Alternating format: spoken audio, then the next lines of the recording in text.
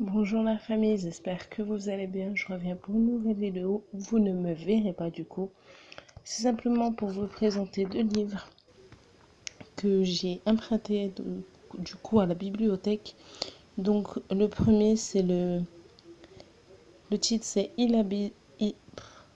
Elizabeth Little. La réponse, en fait j'avais le premier, c'était La fille du train.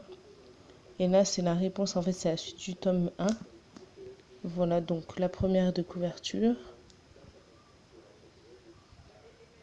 Voilà la tranche et le de l'arrière. Je vais vous lire le résumé pour pas vous spoiler l'histoire. Alors, si vous devez lire un thriller cette année, après un procès qui a passionné l'Amérique, la jeune Jenny Jenkins est reconnue coupable de l'assassinat de sa mère, la très fortunée et très mystérieuse Marion Ellinger. 10 ans plus tard, quand Jenkins sort de prison, sa libération scandalise le pays. Convaincue de la culpabilité de la riche héritière, Jenny est-elle coupable ou innocente? Elle-même n'en est pas là, n'en a pas la moindre idée. Trop ivre la nuit du meurtre, elle n'a plus aucun souvenir de ses faits et gestes. Ne lui reste en mémoire que les 2 derniers mots prononcés par sa mère, 2 mots mystérieux qui vont la conduire à aller chercher dans une petite ville du Middle West les réponses à toutes les questions qu'elle se pose. Rares sont les auteurs de thrillers qui, dès les premières pages, capturent à ce point l'attention des lecteurs, pour ne plus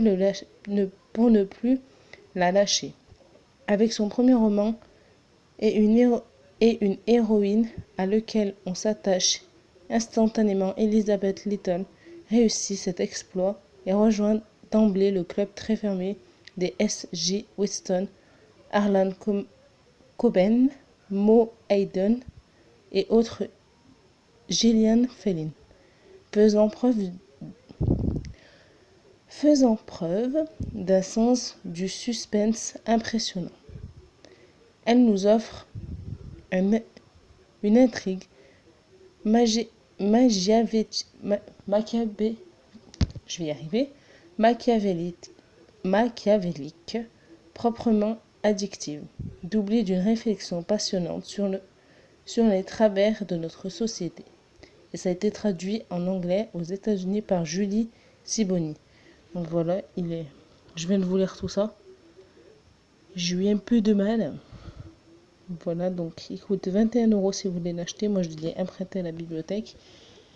Voilà, donc il faut que je pense à le commencer. Mais du coup, je l'ai pris pour l'été. Je l'ai emprunté jusqu'en septembre. Le prêt va jusqu'en septembre, donc ça va le faire. Et j'ai un deuxième livre à vous présenter. C'est Rendez-vous en septembre. Voilà, comme ceci. Bon, là, c'est pas un thriller. C'est un roman. Ouais, c'est ça. Donc, je vais vous lire le résumé comme j'ai fait pour le premier. Sur la photo, ils sont 11. 11 élèves de terminale S. On va la refaire, je pense. Oui, c'est mieux. Sur la photo, ils sont 11. 11 élèves de terminale... On va la refaire, tout va bien se passer. Sur la photo, ils sont 11. 11 élèves de terminale S d'un lycée tout à fait convenable d'une ville tout à fait ordinaire.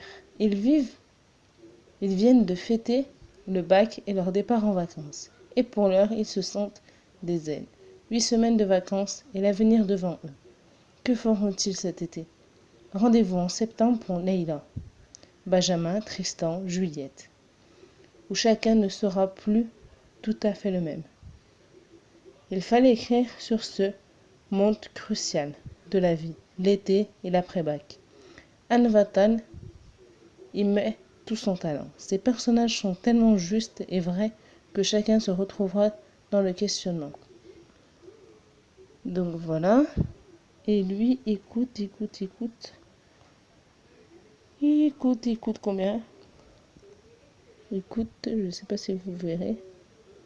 J'essaie de vous mettre à la lumière, mais il coûte 8,15 €. Donc il n'est pas très cher comparé à celui-ci. Donc voilà, bon bah la vidéo est maintenant terminée. C'était simplement pour vous présenter 2 livres à lire cet été. Bon, lui, ça serait un peu compliqué de le prendre en déplacement. Mais celui-ci est bien pratique, donc voilà, il n'est pas très épais. Je sais pas combien il fait de pages, je vais regarder en passant. Il fait... Il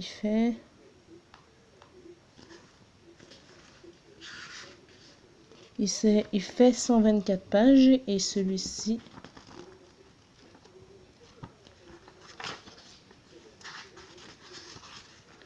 Excusez-moi, je suis en train de tourner les pages du coup pour être à la dernière page. Et lui, il fait 431 pages. 431 pages plutôt. Et ce que j'ai bien aimé en fait dans ce livre, c'est que vous avez à la fin en fait, ils ont dessiné un billet de train.